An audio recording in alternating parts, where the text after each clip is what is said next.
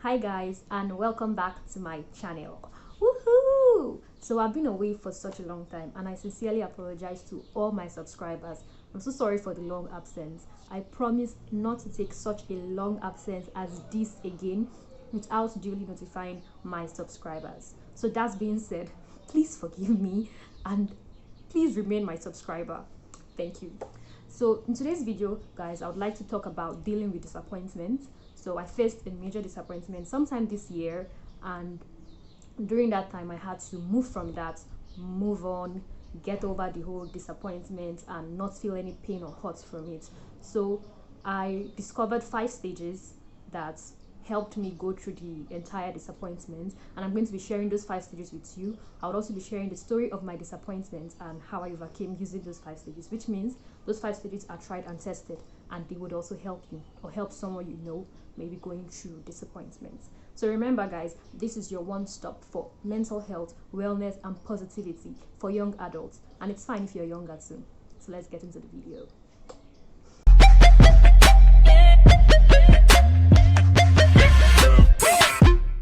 Since I was 10, I've been watching a lot of Korean movies, and in my second year in the uni, I came across the Korean government scholarship program.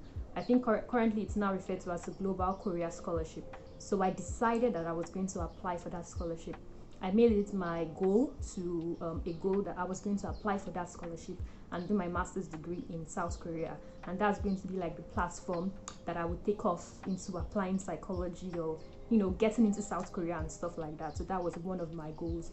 In fact, it was a pretty major goal, and it was the reason I put so much effort in my academics and graduated with the first class, because I believe it was going to give me an edge in my application. So usually applications are open February of the year that you would do a graduate studies in South Korea, but I started preparing October of the year before. So October of last year, I had started putting together my documents, writing my personal statement, everything that I needed, talking to people who had gotten the scholarship before, reaching out to as many places I knew I could get information for me to do well in my application. So I gave myself a pretty long time to prepare because I didn't want to be rushed or anything like that. And after putting together my application, yes, I also got appointed as an honorary reporter for the Korean government for the Ministry of Information and Culture. Yes, I got appointed last year, May, and I believed that my appointment letter was also going to give me an edge in my application, since it would show that I was interested in Korean culture and stuff. So fast forward to February of this year, I applied for the scholarship, and it was such a tasking process. But I just thank God that I put all my documents together, and I finally made it to submit my application and turn in everything that I needed for the application.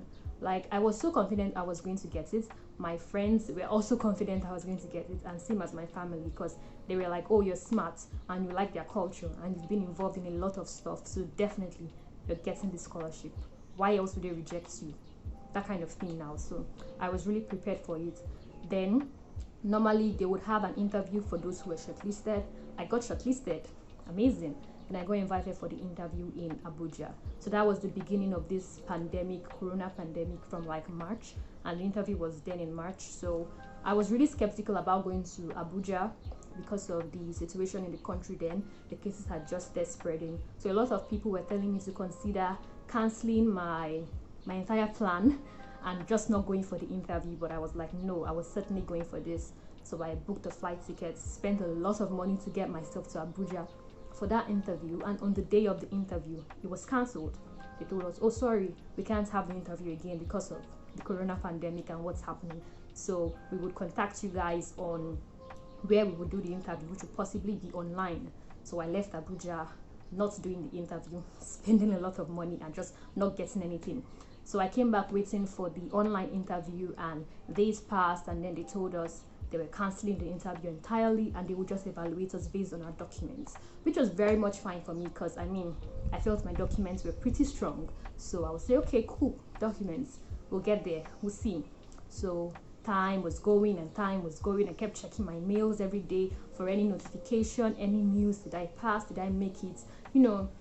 Everything was, I had put so much on this. Like, I had put a lot on this. Like, this was supposed to be, this was my goal. This was it. I was getting it. I was going to school in Korea. Like, I was so ready for this. And then the day the emails were sent, a friend I had made who also applied, she sent me a message and she was like, "Oh, I got the email. I got an email and I've got it and I got." Excuse me. She received an email that she had passed. So I congratulated her and I was like, "Wow, amazing." I hadn't received any email. So after congratulating her, I went to check my email and I didn't see anything. That was the beginning of the downward spiral. Like, I just knew that if I hadn't received any email and she had received one, it obviously means I didn't pass it, because they were sending us emails in groups. So they would obviously send all those who passed as a group and all those who didn't make it as a group.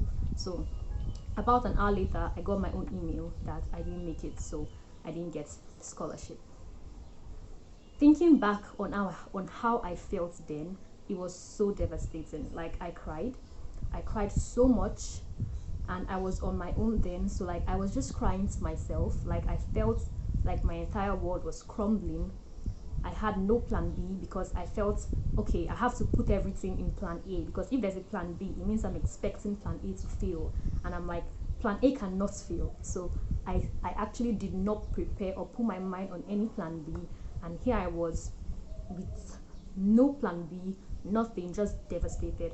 I felt heartbroken because I saw it as I had loved Korean culture for so long. I had done so much for my love. Like, I have shown so much of my love for Korean culture, and all of a sudden I get a rejection. It's like they look me in the face and they tell me, "Sorry, we don't like you. We don't want you. You don't fit in. You're not part of our plans. Sorry, but not this year, not you." So that was how I felt, and it was so bad. Like, I could barely sleep. I just cried, felt sad, cried and felt sad. And every single time I think about it, it just goes like, what's going to happen to me now? What am I going to do in my life? So that was the beginning of my disappointment. That was the major disappointment I faced. So now I'm going to talk about the stages that I went through that got me back on my feet, and why I can share it with you right now and smile and feel no pain, feel nothing. Like, I'm no longer bothered about this. My life is fine. I'm moving on, and I have other things that I want to devote my time and my life to. So the first stage is being in your feelings. If you had noticed from my story, of course, I started by crying and feeling sad. That's usually the first stage when you face a disappointment. That's not the time for anybody to ask you what next. So please, if you have a friend facing disappointment, the first thing you do not ask them what next at that point where they're like crying or they're breaking down. That is not the time anybody wants to hear what next. So you just need to give yourself time to get over that feeling. For me, it was kind of like 24 hours to a weekend or something of that nature. That's because I'm someone who likes to think, and I'm like, what next? But I have to just calm down and get rid of that what next and just follow the feeling and get over it. Give my mental health space. That kind of second stage is quit blaming yourself. Now, if you heard from my story, I was saying things like, did they not like me? Did they not want me? Was I not good enough? These were the thoughts that were in my head. I was thinking of all the errors I could have made. Did I not sign somewhere properly? Was there a lot of grammatical errors in what I put together? So you would ask yourself a lot of questions depending on the situation that you face the disappointment in. And it's all right. But at this second stage, you need to quit blaming yourself. Stop blaming yourself. And that's what I did. I just felt, okay, that life is a flow, and that's no way I'm stopping. That's just a part in my flow, and I'm flowing past this, and I'm going to get somewhere else. And this is not the end. This is just an experience.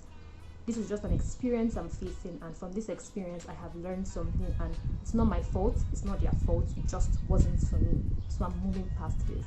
So the second stage is quit blaming yourself.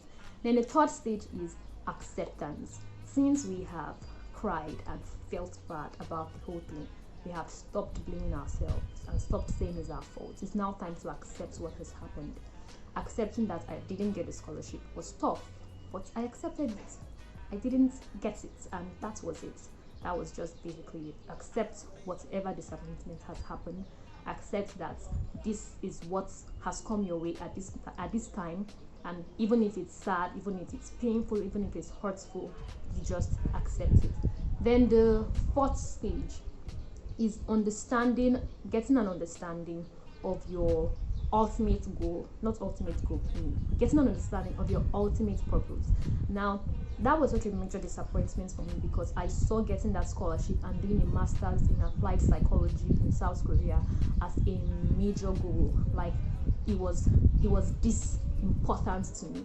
But I realized that at this fourth stage, where I was understanding my goal and my purpose, I realized that getting a master's there was just a means to an end. It was not the end in itself. It was not the goal in itself. I was getting a master's there because of something I wanted to do. And what was the thing I wanted to do? I wanted to impact people. I wanted to help young people. I wanted people to live more positive, fulfilling lives. That was why I wanted to study applied psychology. And while I may not have gotten it this year or gotten that scholarship, that didn't stop me from getting that goal. So that's basically the understanding I came to. My ultimate goal. What was it I wanted to do? This was what I want to do, right? So this disappointment is just a means to an end. And if this door has been shut, if this means is not working, then I find another means. Now, moving from this stage, by the time you have this understanding that disappointment was just a means to an end at this fourth stage, then you're ready to move on to the final stage, which is what next. Now, what next is simply saying it's time to move on. What next? I didn't get the Korean government scholarship. What next?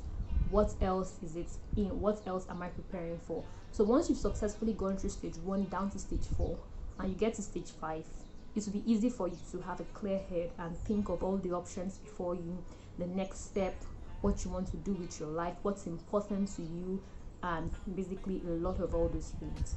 So these guys are my 5 stages, or are the 5 stages for dealing with disappointment or going through disappointment.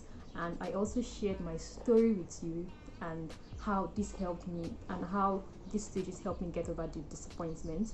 Altogether, it took me about a month, and that's because I wasn't in a hurry to get over the problem. I wasn't in a hurry to deal with whatever it was I was facing then. I was just giving space to my mental health. So it could be different for you depending on the disappointment you've gone through or the heartbreak you felt, because I felt this was a heartbreak to me.